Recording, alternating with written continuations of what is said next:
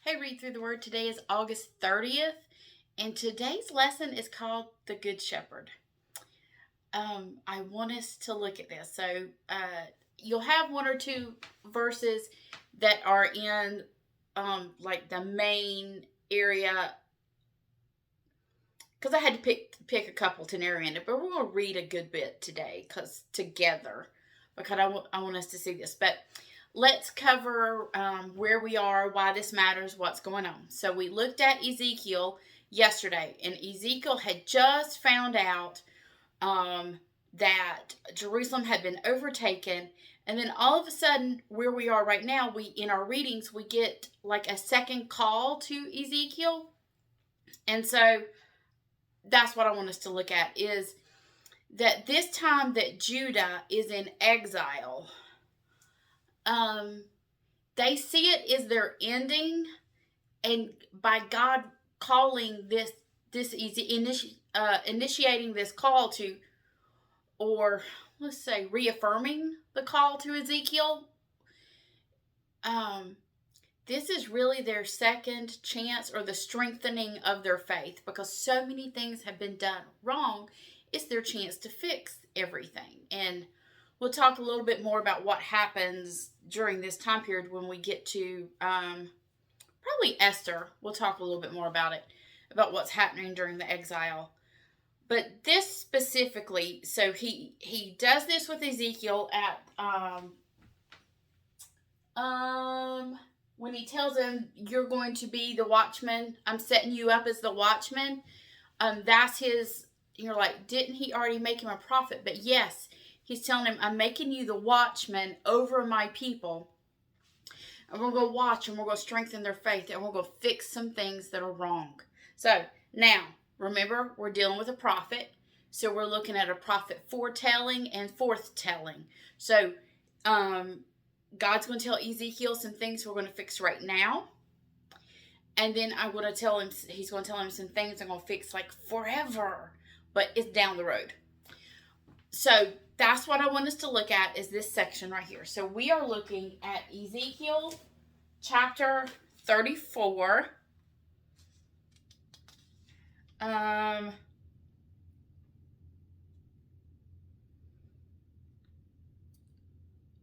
Goodness, we got a lot.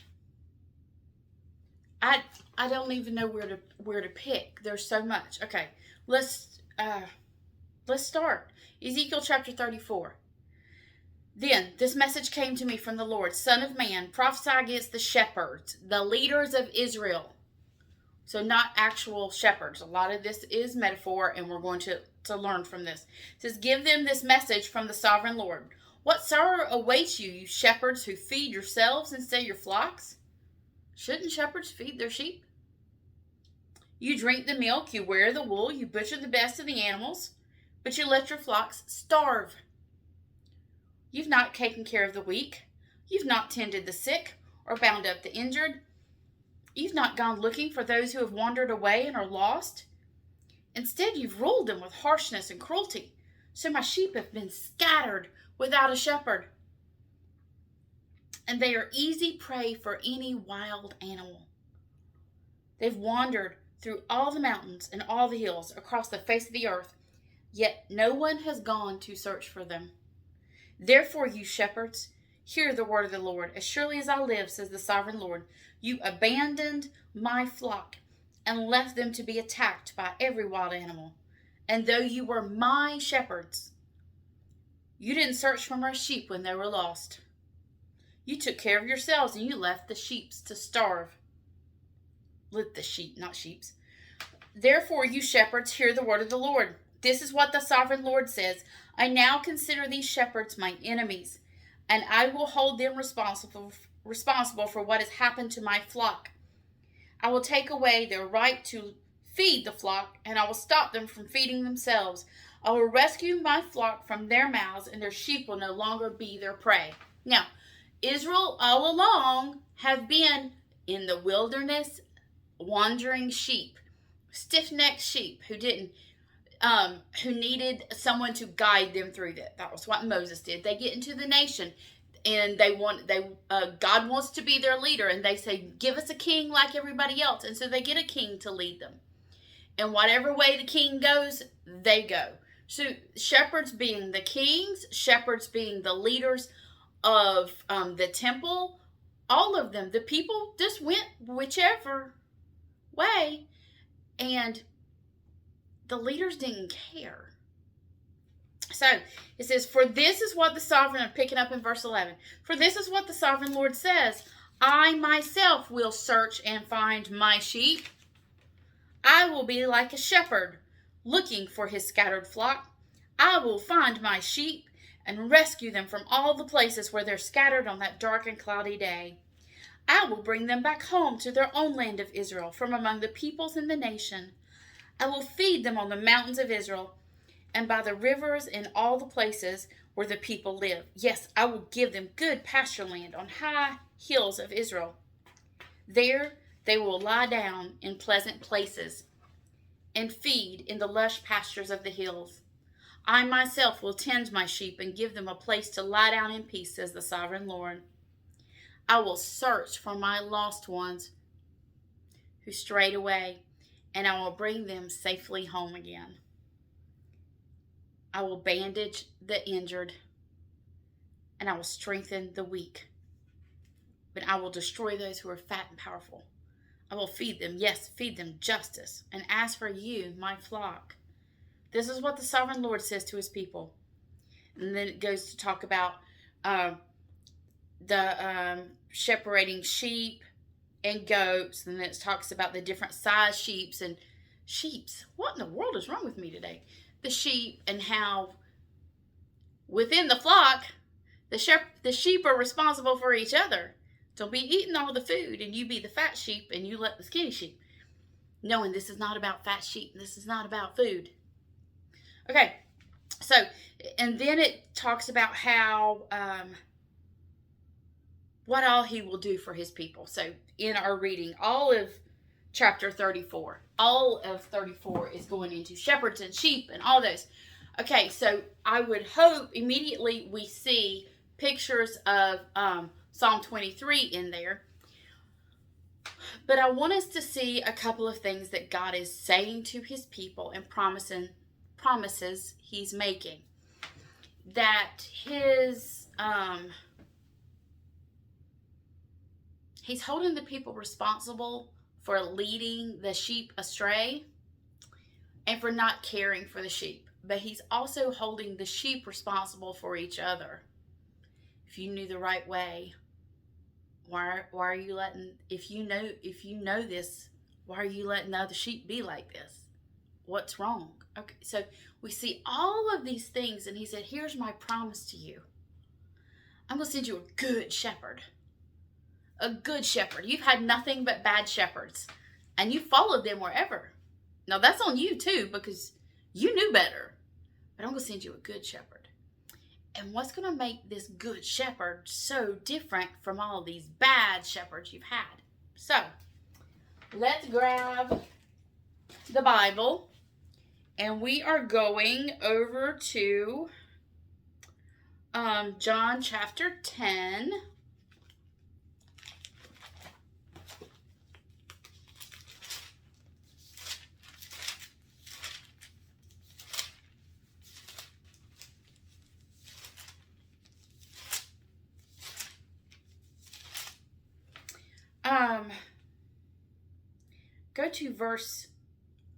Let's go to John chapter 10, verse 1.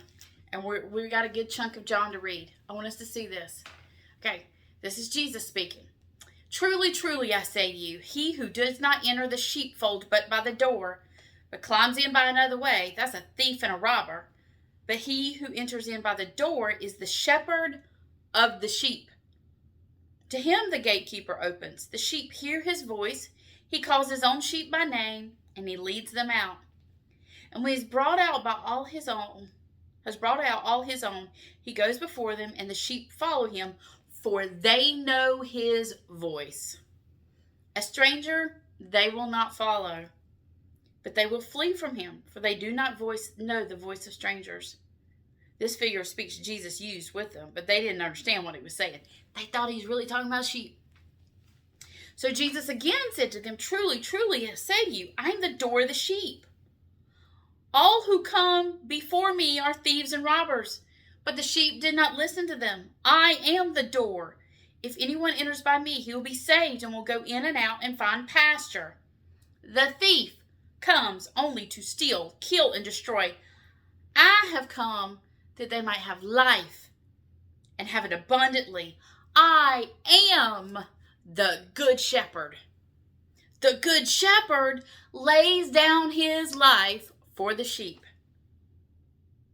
He who is a hired hand and not a shepherd, who does not own the sheep, sees the wolf coming and he leaves the sheep and flees. And the wolf snatches them and scatters them. He flees because he's a hired hand and he cares nothing for the sheep. I am the good shepherd. I know my own, and my own know me, just as the Father knows me. And I know the Father, and I lay down my life for the sheep. Oh, and there's more. Okay, we could just go into all of John chapter 10. And keep on going. But I want you to see that there are two things laid before us, those bad shepherds and a good shepherd. And Jesus even shows us a hired hand versus the good shepherd. And it is by no mistake that Jesus calls himself I am the good shepherd. Because God had told Ezekiel, I'm sending the good shepherd. He's the good shepherd. Jesus is it. He's the one to lead the flock. He's the one who doesn't grow fat and let his sheep starve. He's not the one who lets one sheep go after another. He's not the one who lets someone in to kill the sheep. He is the good shepherd. He lays down his life for the sheep. He lays down his life. So all of these bad shepherds that have been the picture of the Old Testament, we've seen these people following, they're all to point us towards that's not what a real shepherd looks like. We need a good shepherd, God defining the good. Because all the shepherds we come up with look like those in the beginning of Ezekiel 34. But it's the good shepherd we need. Remember, we talked about this at the Determined Conference. Some about God's progressive revelation. And in this Old Testament, he gives us pictures that will be explained to us fully in the New Testament. And here is one of those. And so I would urge you to go through. Now, some of you want assignments like this. And some of you don't. That's fine. We're here to read through the Bible together chronologically in a year. And we're here to help you and encourage you. But some of you like it when I give you extra assignments. So, in the book of John, Jesus calls himself, you see that, he calls himself the Good Shepherd. But he also calls himself other names. There's a specific number of I am statements from Jesus.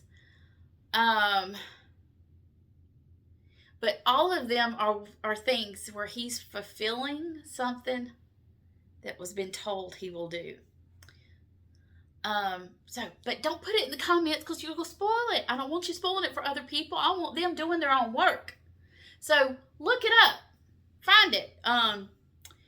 And if you want to talk to me, some of you know how to find me. Send an email to Word Up, and they'll send it on to me. I want to see what you find without Google, because your Bible, if you have a study Bible, your study Bible will give you the information. You just have to find them. I've already told you, you're in the book of John. John, the author, has organized it very neatly for us where we will see these I am statements.